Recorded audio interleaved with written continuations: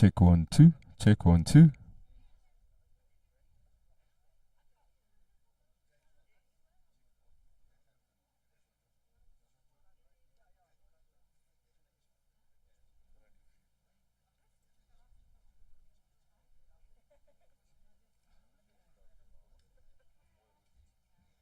One two one. Test. 1 2. Check. Testing 1 2.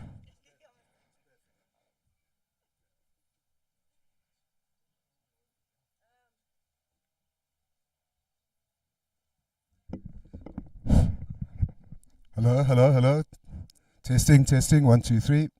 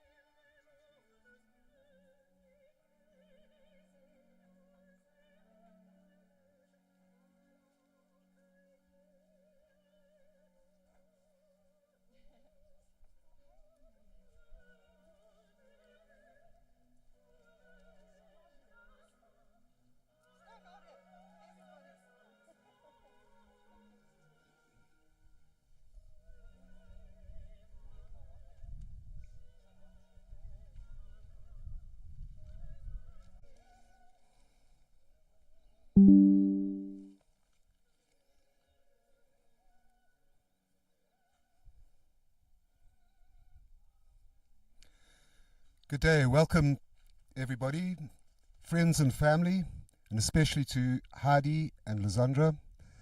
And I speak on behalf of Monica, my beautiful partner. And I think I express for all of us what a shock Andrew's death has been. To especially his close friends, there will always be a hole in our hearts. But remember, the Kimberley hole, the biggest hole in in the world, has diamonds lining the bottom. And I'm going to ask you to fuse a farewell with Andrew, with the sadness that we feel around Andrew's departure, with a celebration of his life, because he was a master of living, as we all know. Andrew managed to fuse a lot of contradictory things. On the surface, he seemed like a mixture between a Franciscan monk and a Colombian street fighter. And I'll go more into his attributes just now, but I'd like to start off opening the proceedings with a verse from the Bible.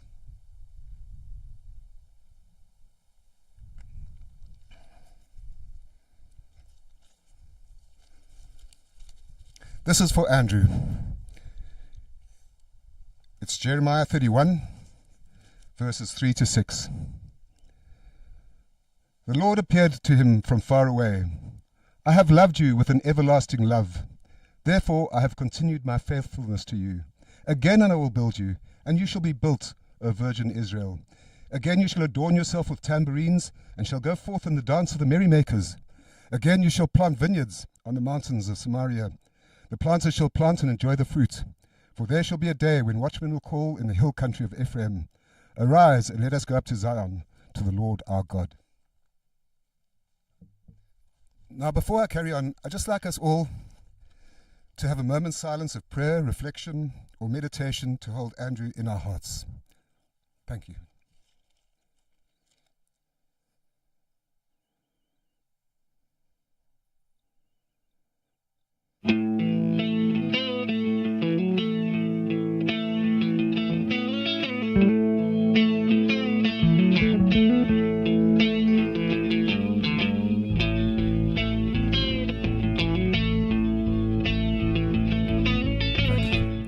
We've got a number of speakers lined up who are going to give us an insight into Andrew's life, the remarkable person he was and who he became.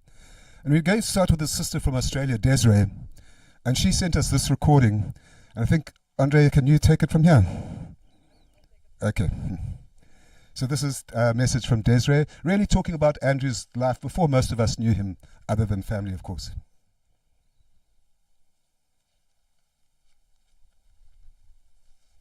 Just hold in front of the mic.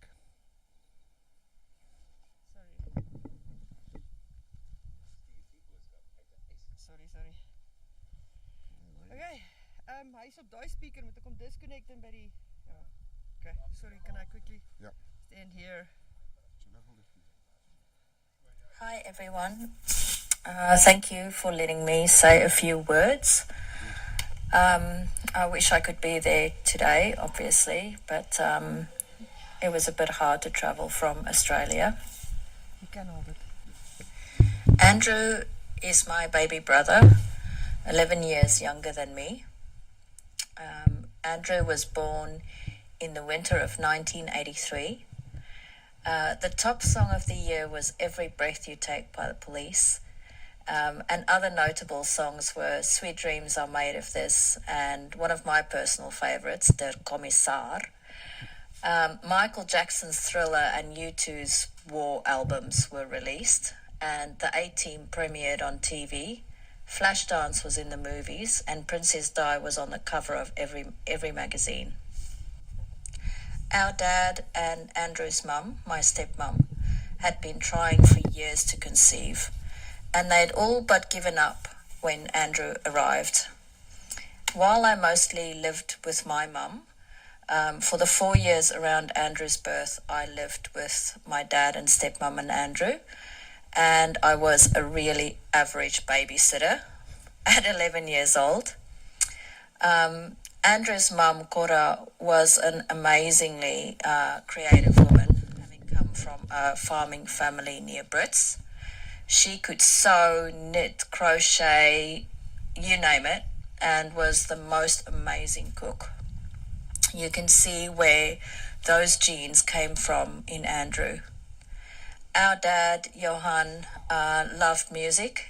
He loved reading novels like The Bourne Chronicles and Wilbur Smith, hanging out with family and fishing with my uncles on his motorboat. My memories of Andrew as a young child was that he was mostly off on his own mission. You can count on the fact, though, that he was always up to something. Like the time he got into his mum's makeup and came out very colourful indeed. He loved animals and cherished the family dogs.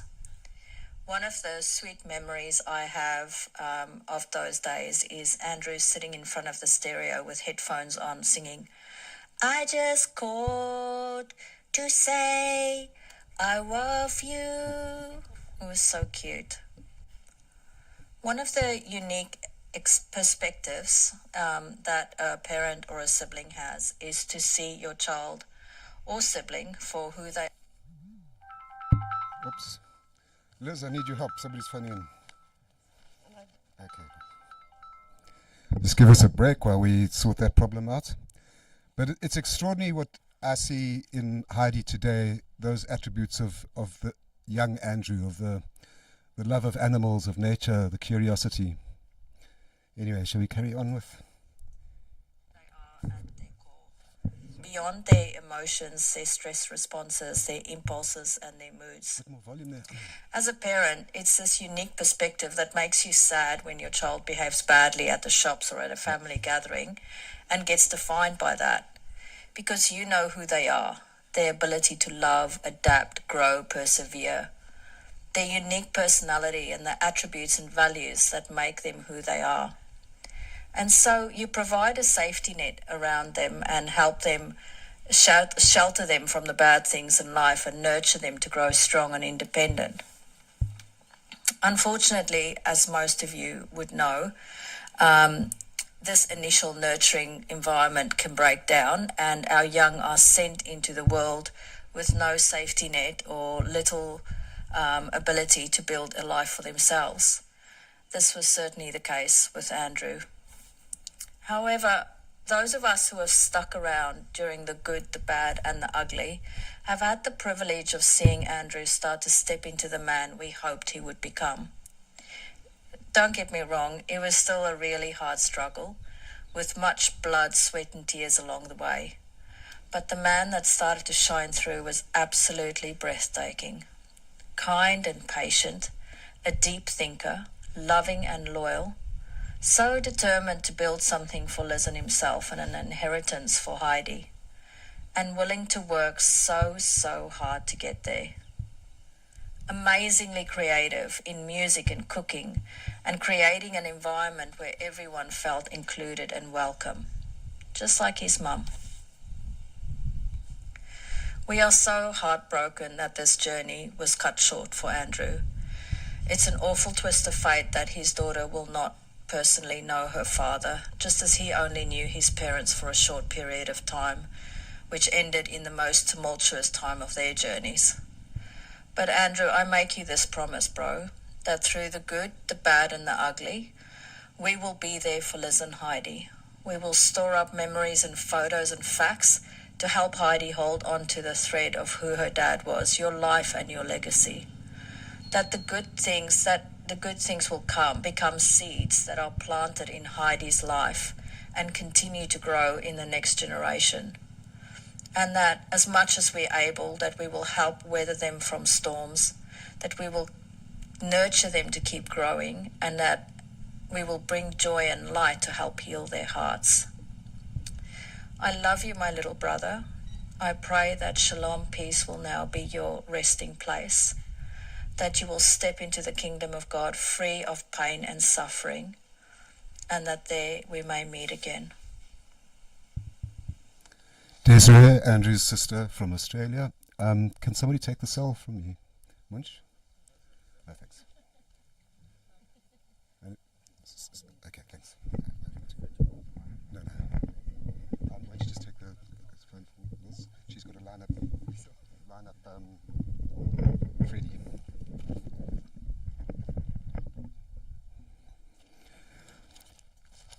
Sure, that's an insight into the young Andrew. And it's an apt place for me to pick up things from here because Andrew only came into my life about 4 years ago when Monica and I moved up from Cape Town. And we soon became very, very close friends. And he and Lysandra and Monica and I became this really close-knit community of that you could count on one hand. And one of the most privileged moments of my life was officiating Lysandra and Andrew's wedding rather, at King's Walden. Beautiful summer's day, Into the Mystic playing by Van Morrison, and just seeing this beautiful relationship that had already been 12 years in the making being formalized into a more mainstream structure, I suppose. And I remember the happiness and the joy and the start of something new there. And they've been our closest friends in Sanine, and so the loss is appalling for all of us.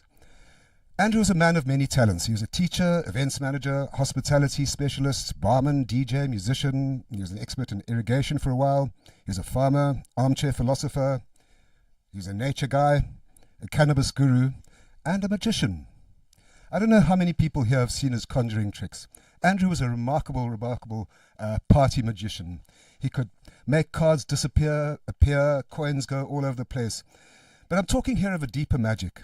And it's not about voodoo, but it's about the ability to plug into some sort of transformative energy that operates beyond our mortal consciousness. It exists in every culture, every human society in the world. I'm thinking of things like karma, synchronicity, a sort of destiny, strange coincidence. It's always a mystery. But magic was what united Liz and Andrew in the first place. Liz tells a story of, and I don't want to take it away from you if you want to tell it, but I'll just mention it very briefly. At some pub, Andrew was coming on to Liz, and she said, no, off you go. And later on in the evening, he did a magic trick for her, a conjuring trick. And they spent the rest of the evening on some rooftop watching the dawn come up, talking and talking and talking. And that's what I mean about magic. I also mean, let me say, Liz is a magician in her own right. And so there's something very profound about their relationship. And the result of their magic is beautiful, beautiful little Heidi. Talk about Andrew leaving a fingerprint in the world. Andrew was a hands-on father that although he's left us earlier than expected, he has given this child the most secure foundation in her most formative years. Heidi has a confidence and a swagger that is so Andrew. She loves nature, she's not afraid of dogs, she loves birds, and has a remarkable curiosity. And listening to what Desiree was saying earlier, it's amazing how some patterns get broken and some patterns being repeated. And it's been a pleasure to watch her grow. Hunter's Moon has been a second home for Andrew, Liz, and Heidi, and it will continue to be so for Liz and Heidi. Monica and I are there to support you and look forward to seeing you there again soon. Now, I think we've got Freddie, a message from Freddie in the Netherlands, Frankie, who's one of Andrew's closest friends. And I think we're going to try the same trick as last time with the cell phone.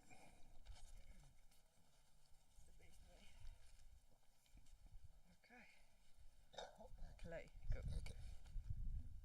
Other side. Can you turn up? We just started from the top. Liewe vriende en familie, Ja, my naam is okay. Frankie en ek stuur die boodskap uit 'n yskoue Nederland. Ek is bly om te hoor dat daar soveel mense vandag by hierdie celebration van ons vriend, partner en papa is.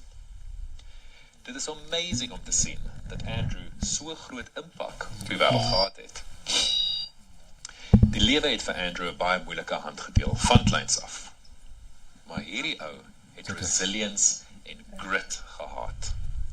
Hy het met hand en tand beklei vir sy plekkie in die son. En as ek die horlosie 15 jaar terugdraai, het Andrew 'n bietjie strooi aangejaag. Jy weet, soos ons almal maar doen. En hy het verdwyn vir 'n ruk.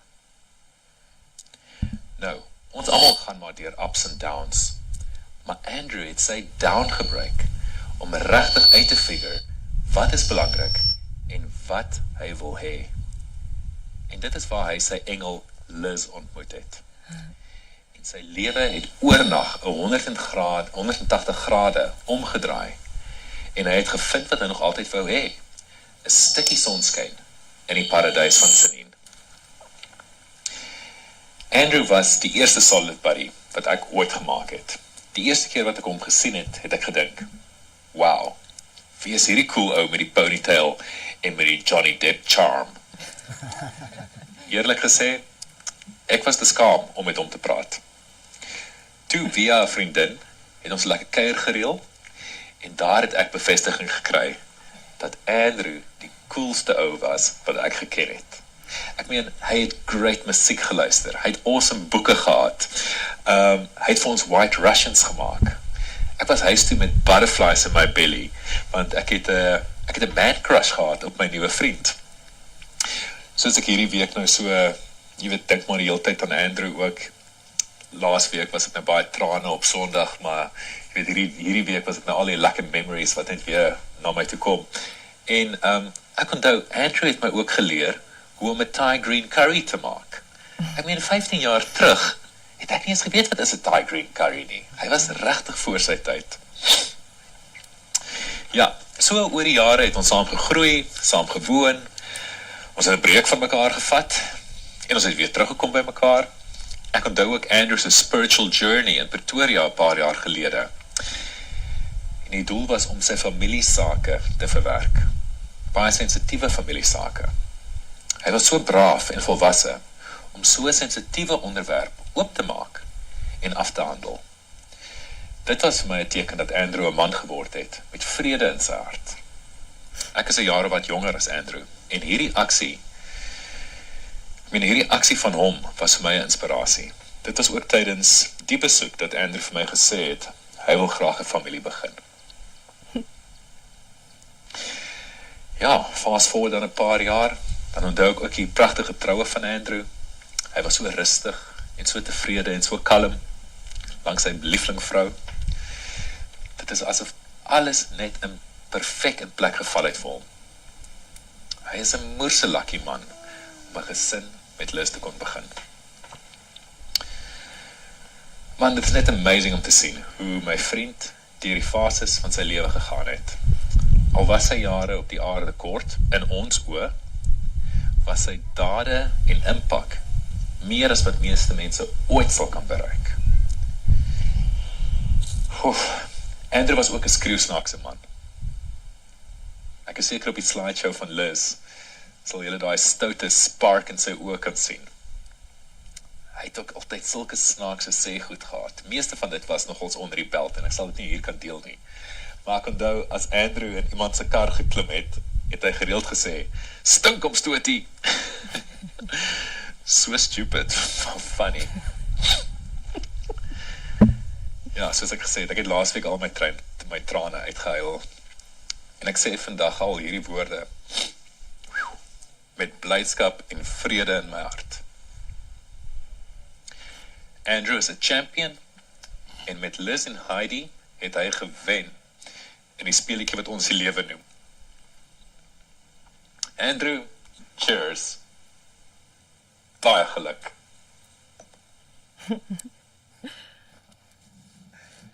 Thank you, Frankie.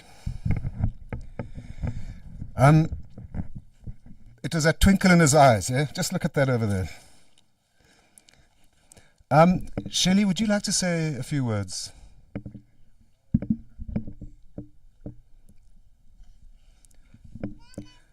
Now, Shelley and Andre were very, very supportive of Andrew through some of his dark years. He told me often how dependent he was on you and how much he loved you and how much you were there for him. So I came here today and I thought that I would also share a couple of memories, and I wrote them down, and subsequently I decided that I'm just going to wing it. So if you just bear with me for a little bit. I listened to everybody's memories and the beautiful message that they sent, and I wanted to start by saying thank you to Liz. Thank you for what you've done for Andrew, not in the last 14 years, but in the last 2 months especially. I know that it was hard, and I really appreciate the way that you took that for better or for worse and made it something special. We really appreciate you. And I know that Andrew knew he was loved and that you guys had something special. The years that he spent with you were probably the happiest of his life. Not probably, I know it was the happiest of his life. And I hope that the memories will live on and give you some peace. Now, I would like to share some memories. Like Des mentions, Andrew was born with a love for animals. And they had this black Labrador that he would share everything with. He would give her a lick of his dummy, put it straight into his mouth. To the dismay of a lot of the other aunties in the family, his mom didn't budge. She would just let him be, not put the dummy into the Milton for 6 weeks. Andrew would also sleep on that Labrador with his head on her side. And it reminds me of today, if Heidi is there and Tango is there, you would not come near her, do her any harm. Andrew also, like Des mentions, his mom was really, really good at a lot of things. And he was lucky in that way because he had real clear specifications for his birthday parties. One such time, he wanted a teddy bear cake, and the cake had to not be flat, it had to sit upright. I tell you, that was no small feat, but his mom made it work. And I think specifically fondly on that memory because of Liz and Andrew calling him Papa Bear. And the bear theme sort of just came through from the start. Then tragedy hit, and Andrew, his life took a lot of ups and downs and winding road from there. There's a saying that says it's not the years in your life, it's the life in your years. And from that time, Andrew went to a family on his mother's side, family on our side, ultimately ending up in the children's home. That's 3 lifetimes right there. But his resilience shone through, and Andre and I picked up his guardianship when he was around 9 or 10. And let me tell you, it was quite a ride. It wasn't all fun and games, but it was also worth it. I remember when Andrew was in primary school, school was overrated. It was just so boring for him. So when he went to high school, they first sent him to a technical school. From the technical school, he went on to an art school and finally ended up in an academic school. Now, Andrew was very clever, and that's not me saying it. They tested him. He had a very much higher than average IQ. So imagine my surprise when he came home one semester and he had flunked geography. And his other marks weren't so great either. I, of course, lost my shit. And he was just, don't worry about it, Shal. I'll wax it next term. And I said, but how can this be, Andrew? You don't even have to study. You have to just show up. His excuse was that he struggled with geography. He just sort of didn't get it. And the teacher wouldn't explain to him. So I said, well, that's it. Monday, it's you, me, and that teacher. And I'm going to tell her, if she sits with you 24 hours a day, 7 days a week, if it's the last thing she does, it's her job. So on Sunday evening, Andre and I are retiring to bed, and there's a knock on the door. And Andrew says, can you have a word with Andre? I didn't find that too strange because, it's guy talk, and he needed to talk to Andre sometimes. So Andre comes back into the room and he says, no, you're not going to school tomorrow. I said, Andrew shouldn't be afraid of the teacher. The teacher should be afraid of me. And he says, yes, that's exactly it. It's not that the teacher didn't want to explain to Andrew. It's that she threw him out of the class in the beginning of the year, and he just never bothered to go back. Round number 2 of me losing my shit happened, and at the end of that year, Andrew finished the top academic performer in that school. That just showed his resilience and his strength and how he could turn something around. Then, miraculously, he finished school with a lot less incidents from there on, and went off to Potch University, where he graduated in social interaction, I'll call it. He got a degree in extreme partying. So he didn't continue that much past 1 year, and off he went to England, came back, and took another couple of lifetimes in Gauteng, in Cape Town, and then ultimately here to Tsenin. Now, if you had told me 10 years ago that Andrew would be a farmer, would have a lovely wife, and have this little baby and be the best father you've ever seen, I would have not been too sure that that would ever happen. Again, showing how he turned his life around and how he made it work. And I'm so thankful. Although his short years, 40 years on this planet, was a bit too short for me, I'm thankful for the memories. I'm thankful for Liz. I'm thankful that his legacy will live on through Heidi.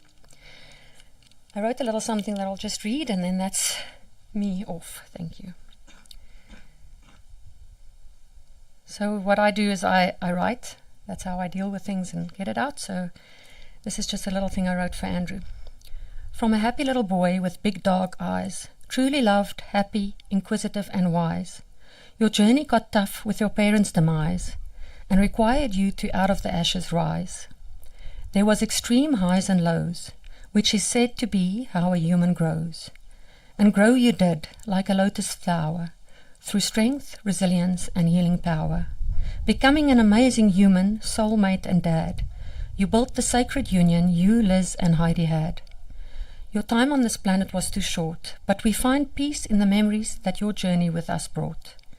Now we say our final goodbye. Let your beautiful soul fly. Thank you.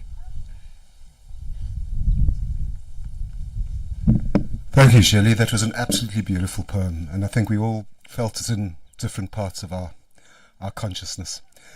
Liz, are you up to saying something? Would you like to come and say a few words?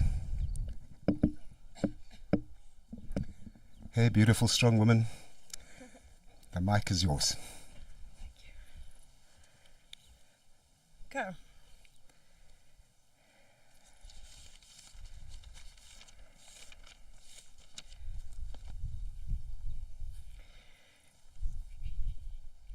My Andrew Beer, Heidi se papa Beer. Ons is almal hier vandag om vir jou lewe te vier. Ek moet vandag vir jou tata sê, maar ek kan nie. Vandag is die dag wat ons jou liggaam tot rus te lê op een van die mooiste plekke in die wêreld. Hier groet ons jou liggaam en eer ons die lekker cool mens en jou avontuur op hierdie aarde. Jou avontuur was korter as wat ons wou gehad het, maar jou die talente, herinneringe, lesse en liefde wat jou mens vir ons geleef het, bly agter. Ek sien jou, ek voel jou, elke oomblik van elke dag in alles. Die groen daar buite en oral om ons is groener elke keer as ek kyk. Die voeltjies is meer en sing harder as ek luister. Heidi word mooier elke keer as my oë knip. Die blomme is meer kleurvol, die berge is blouer en die bome dans meer in die wind. Vandag sê ek nie baie nie, ek groet net jou mens en jou liggaam. Ek besef jy is orals en in alles wat deel is van moeder aarde. En ek sal nooit ophou kyk, oplet en waardeer nie. Jy kon nooit genoeg vir my sê hoe mooi ek is nie, hoe lief jy vir my is nie, en hoe dankbaar jy is vir die lewe wat ons geskep het nie. Jy het my opgradeer, jy het my gewys hoe om regtig lief te wees. Jy het my geleer hoe om altyd te dans, maak nie saak hoe swaar die dag is nie. Die aand wat ons ontmoet het, en by die watertoring in die stad ingebreek het, en geklim het, en tot son opgesit en gesels het, is waar alles begin het. Ons is deur dik en dun saam, en het die ongelooflikste avontuur gehad. Ons het gewerk, genees, gebou, gegroei, geskep, en die mooiste uit al die mooiste het ons vir Heidi geskep. Heidi is jou ewebeeld, en die 20 maande wat jy hier was saam met haar en my, het jy die fondasie geskep wat enige kind van kan droom. Die wêreld het een van die beste papas verloor, maar jou toewyding, liefde, betrokkenheid en dedikasie, wat jy vir ons gesin en Heidi geleef het, sal vir altyd deur alles skyn. Heidi straal jou energie, wysheid en karakter en menswees uit. Jy en Heidi het so sterk band dat sy jou talente en energie leef en wysheid al reeds leef en uitstraal. Dankie dat jy vir my die coolste familie en op aarde gegee het ook. Haar siel, of Heidi se siel is so pragtig sterk en groot, soos wat jy vir ons was en is. Die laaste 13 jaar was die beste tyd van ons lewe en ek wens dit was nog nie verby nie. Ek kyk op na jou en die mens wat jy was, al het die lewe vir jou die moeilikste kaarte uitgedeel. Jy sal vir altyd my ankerplint wees en ek sal altyd streef om te leef vir Heidi en haar te leer hoe om so lief te wees en met alles in jou te leef. My handsome papa beer.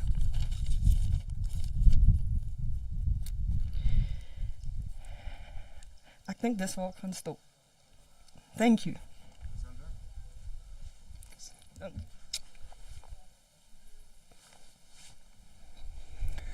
Is there anybody else who'd like to say something? We're getting towards the end of anything. If anybody else would like to talk, share a message.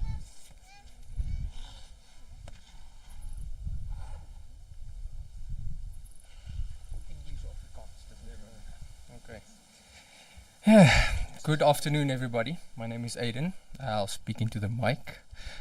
So I'm Andrew's cousin, and I've been told more than once that I look like him, which is, of course, a great honor.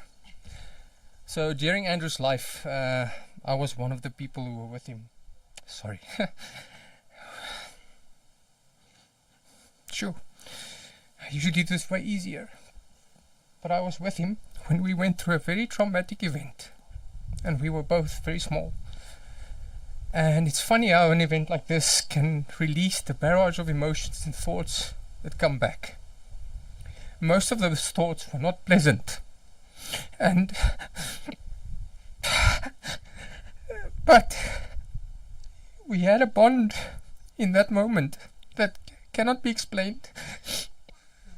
And that bond, every time I saw Andrew, it was like, wow, he knew.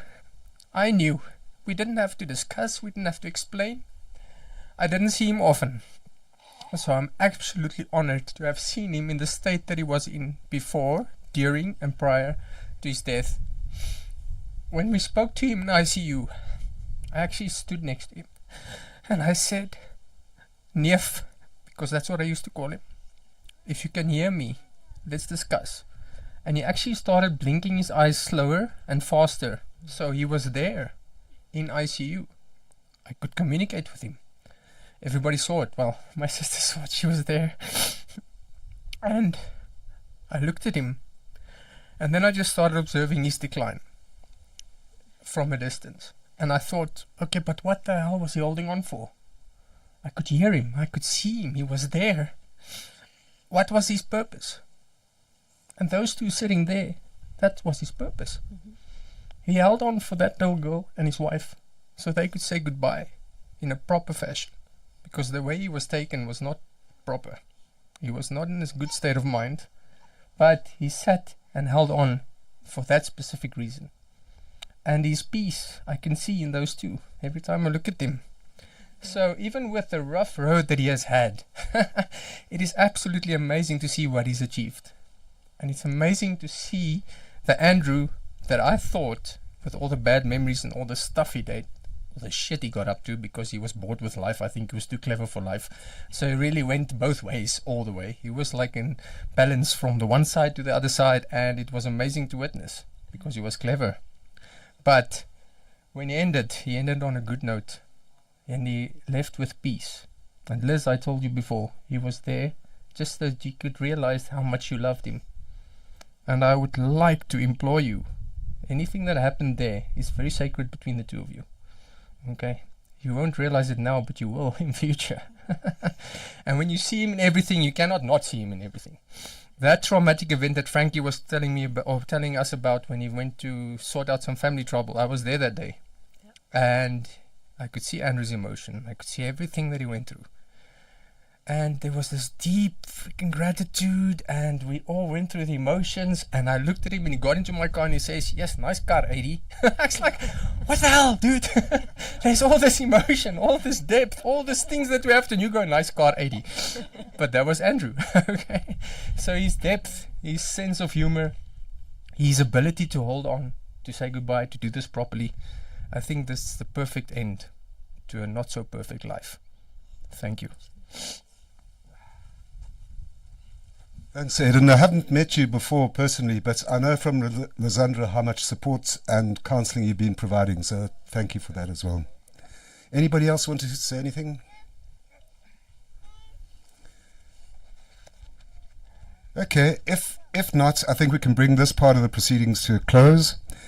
As you all know, we're going to, those of us who want to come down to Harry's, we're going to be having something of a wake there. Liz, is there anything that you would like to say? Yes. Okay, so everybody, we're just going to play a song. Before we do that, can I just finish the final? Yeah.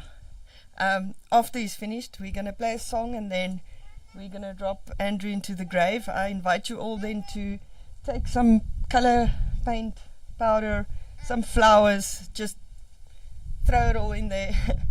And if you haven't yet, write a little message. There's some papers and pen there. If you want to give a message to put it into the grave.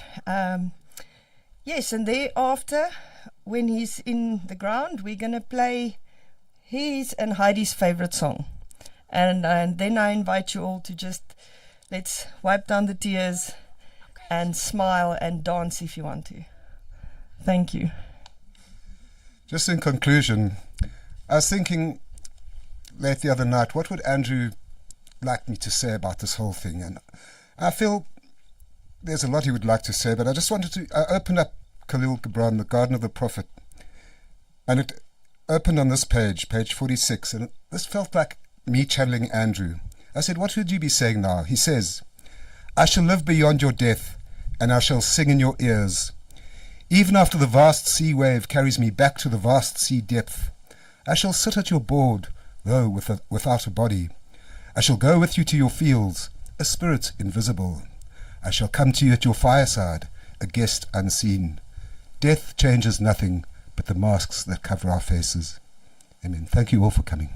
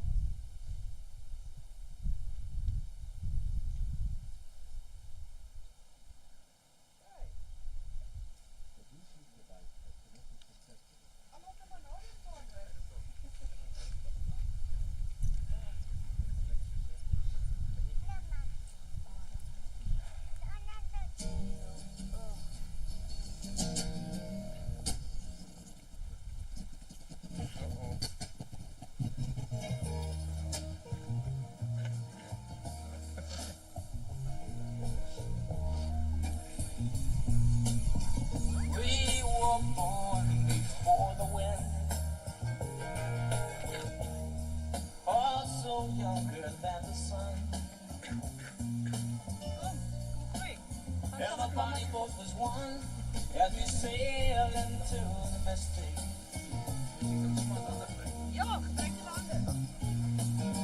For I can now hear the sailors cry,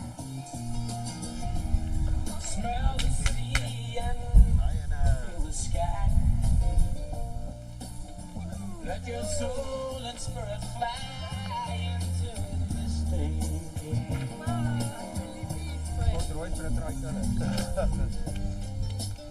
When that foghorn blows, I will be coming home.